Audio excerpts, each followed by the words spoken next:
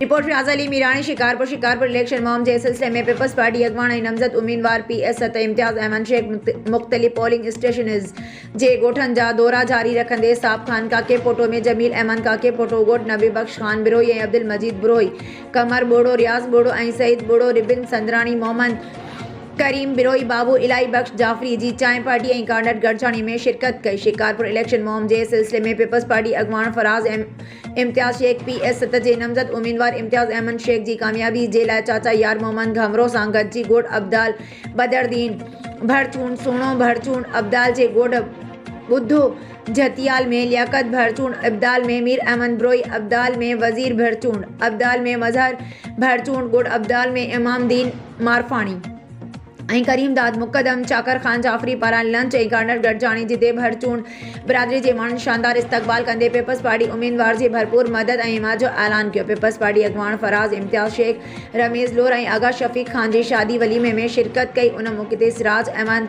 जुगनू खोहा रोहताज मोहम्मद बोड़ो मोहम्मद नवाज़ बिरोही ऐं ॿिया गॾु हुया।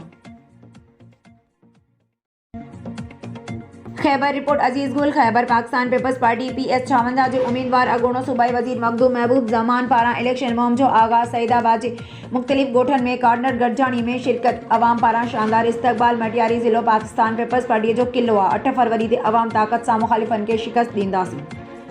तफ़सील मूजिब मटियारी ज़िले के सूबाई तक PS 56 ते पाकिस्तान पीपल्स पार्टी पारा नमजद कियल अगोणो सूबाई वजीर मखदूम महबूब जमान पंहिंजे हल्के में इलेक्शन मुहिम जो आगाज़ करे छॾियो आहे। उन सिलसिले में सईदाबाद के यूनियन काउंसिल भली डिनो काका के मुख्तलिफ बरादरन पारा कांडट गढ़चाणी मुनक़द करे मखदूम महबूब जमान जो शानदार इस्तकबाल किया वियो। UCBD काका अंदर गोड से राचू काका में सर्वे जमात के अगवान करीम डिनो काका पारा मखदूम महबूब जमान जो दुल शहनान से शानदार इस्तकबाल किया वियो। जे बाद मुख्तलिफ गोठन जैमें गोड फुल काका के अगवान रब डिनो काका गोड खुदा बख्श मेरेज इस्माइल काका गोड बाग अली मोहम्मद काका में लाला इब्राहिम काका गोड मियाँ छुट्टो काका में वडेरो अला डिनो गोड खान मोहम्मद उजड़ में वडेरो जमाल उजड़ गोड भली डिनो काका में मूसा काका गोड बेगो काका में इजहार काका समेत 10 गोठन अंदर मुनक़द कियल गढ़चाणी में PS 56 के उम्मीदवार मखदूम महबूब जमान जो शानदार इस्तकबाल किया वियो। सिजावल रिपोर्ट इम्तियाज़ मेमण सिजावल ज़िले में हलंदड़ तरक्याती कमनि जे नाले मातर खरबे रुपयनि की करप्शन साबित थियण खां पोइ सिजावल शहर के पतड़ नाके खां थाणे ताईं डबल रोड की मरम्मत 4 सालनि खां मुसलसिल रक़म ठोकरण खां पोइ ऐं हाणे रिवाइज़ जी रक़म मां हलंदड़ कम नाक़स मटीरियल 1 वे कम में तव्हां हिन फोटुनि मां अंदाज़ो रखो त जेको लोहो इस्तेमालु थिए पियो सनो 4 आनी सीमेंट 1 बोरीअ ते 10 ट्रालियूं हिन रोड जी वेकर टोटल 46 फुट जंहिंमें 4 फुटपाथ बाक़ी 42 फुट वेकर पर बिल्डिंग खाती ऐं ज़िले इंतज़ामिया हिन खे कमाई जो ज़रियो बणाए छॾियो आहे। हितां जी अवाम ॿुधायो त सिजावल ज़िले में हर साल खरबे रुपयनि जी करप्शन थिए थी पर को बि पुछण वारो न आहे। ख़ासि तौर ते जून क्लोजिंग ते वॾो कमु आहे। रिकॉर्ड में त सिजावल सिटी हर वार्ड ऐं हर गेटीअ जा पैसा आया ऐं निकिरी विया। इहे गेटियूं अञा कोन ठहियूं। रिकॉर्ड में ॾेखारण लाइ पुराणा कम जीअं पब्लिक हेल्थ रोड कच्ची आबादी टाउन कमेटी प्रोफेशनल ऐं ॿिया ठाराया उन्हनि जी माप ॾेखारे बिल वठी विया। हाणे त पेट्रोल तरफ़ां काफ़ी कम ॾेखारे बिल पास कराया विया आहिनि।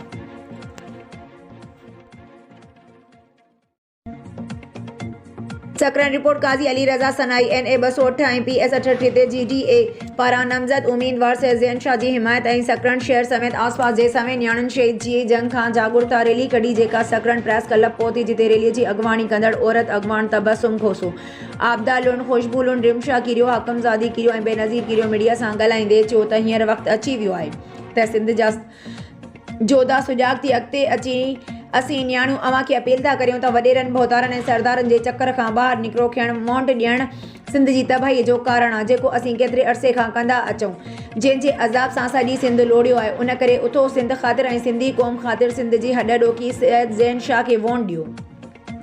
हिननि चयो त सैज़ैन शाह खे GDA पारां NA 208 ऐं PS 68 ते नामज़द कयो वियो आहे जंहिंखे 8 फरवरी ते वोट ॾेई कामयाबु कयो। हिननि चयो त अॼु समय सिंध ॼायूं न्याणियूं सिंध वासियुनि खे उहो पैगाम ॾियण थियूं चाहिनि त पंहिंजे ऐं पंहिंजे ईंदड़ नस्ल जी बहितरी ऐं सिंध जी बका ख़ातिर सैज़ैन शाह जे चूंड निशान तारे ते ठपो हणी खेसि कामयाबु कयो। आख़िर में रैली सकरन प्रेस खां काज़ी सरफराज़ मेमण चौक खां थींदी शहर जे मुख़्तलिफ़ वार्डनि ऐं पाड़नि में वञी घर घर पैगाम पहुचायो।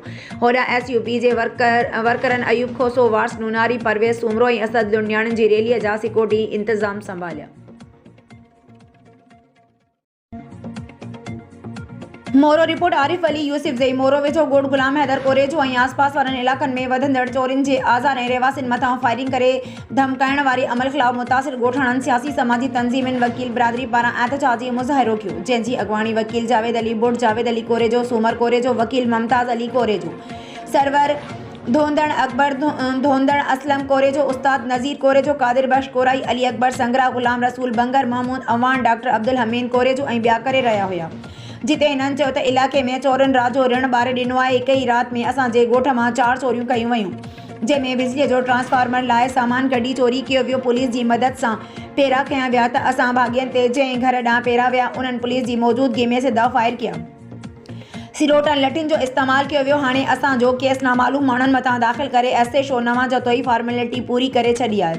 असां मुतालबो करियूं था केस दाख़िल करे इंसाफ़ ऐं तहफ़्फ़ुज़ फ़राहम कयो वञे। ॿी सूरत में सख़्त एहतजाज कयो वेंदो।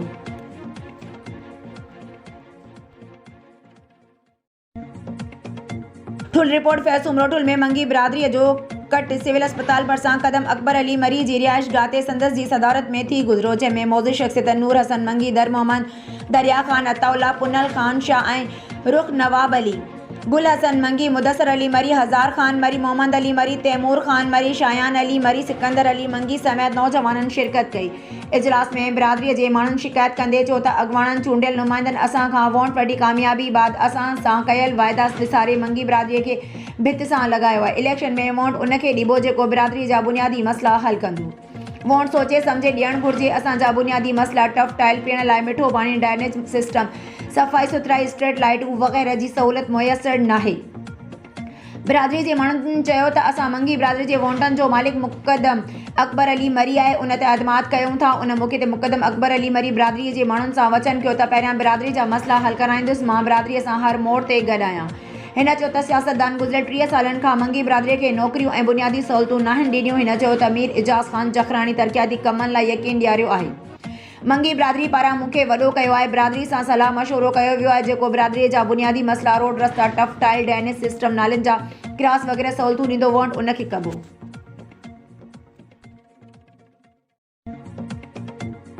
मीरपुर ख़ासि डिॼो न कंहिं बि डप डाउ खां। NA 212 क़ौमी S47 सूबाई तक जे ग़यूर बाहिम्मत अवाम खे हाणे करप्ट माफ़िया ऐं ख़ौफ़ लालच खे शिकस्त ॾियो। पंहिंजे वतन जी ख़ुशहाली बुनियादी सहूलियतुनि जे लाइ तव्हां चाहियो था त तव्हांजे बचनि जो मुस्तक़बिल रोशन हुजे।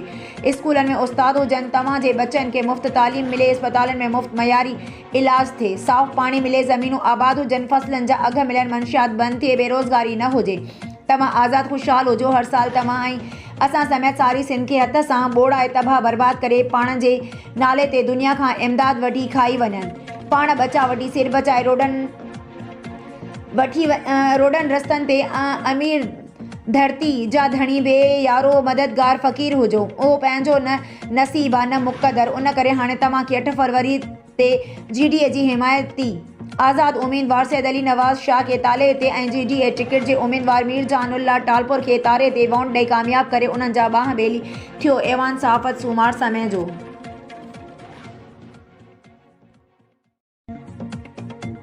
पीपल्स पार्टी अॻवान ऐं नमज़द उम्मीदवार PS 7 इम्तियाज़ अहमद शेख शहरियार मेयर साहब, जिन सां शिकारपुर जे मौज़े शख़्सियत, सियासी, समाजी ऐं बहादुर हिम्मत वारो नौजवान जनाब आशिक़ अली सुमरो ऐं पूरी बिरादरी समेत ऐं मोहल्ले जे मुख़्तलिफ़ ज़ातियुनि जे माण्हुनि सवें ऐं हज़ारनि जी तादाद शरीक थी करे मोहतरम जनाब इम्तियाज़ अहमद शेख साहब खे वोट ॾियण ऐं ॾियारण जी पक ॾिनी। जी अॻवानी में सूमरा, बंगलाणी, संजराणी, जखरा, म्यामण, जूनेजा ऐं ॿियनि बिरादरियुनि जे चङनि मुड़सनि मोज़िज़ीन ऐं शमूलियत में भरपूर इलेक्शन मुहिम जो हिसो वठण जो ऐलान कयो आहे। उन्हनि दोस्तनि में आशिक़ अली सुमरो, उस्ताद बहादुर सुमरो, फ़हीम सुमरो, डॉक्टर जहांगीर शेख, वली सुमरो ऐं ॿिया शामिल हुया।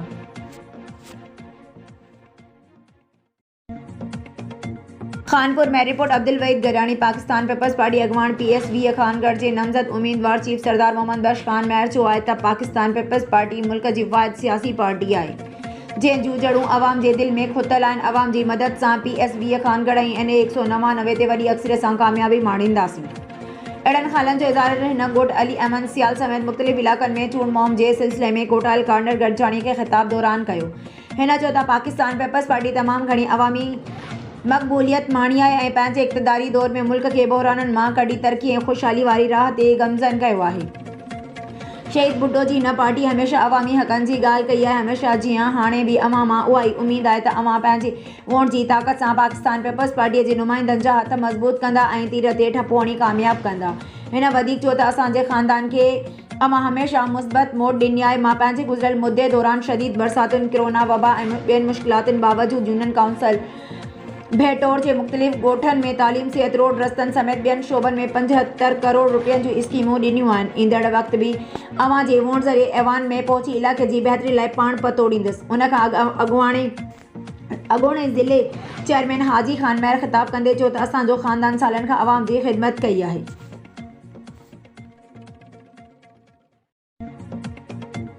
मीरपुर ख़ास जे तारीख़ में पहिरियों भेरो फर्स्ट कमिश्नर मीरपुर ख़ास मैराथन जो इनकाद कयो वियो, जंहिंखे मीरपुर ख़ास जी अवाम कामयाब बणाईंदी। मोहम्मद मेडिकल कॉलेज खां गामा स्टेडियम ताईं मर्दनि ऐं ब्लैक एंड ब्राउन खां गामा स्टेडियम ताईं औरतुनि जी रेस जे मुक़ाबलनि जो इनकाद पिणु कयो वियो। कमिश्नर मीरपुर ख़ास रांदियुनि में दिलचस्पी वठंदड़ रांदीगरनि में इनाम पिणु तक़सीम कया ऐं शील्ड जा तोहफ़ा पिणु ॾिना।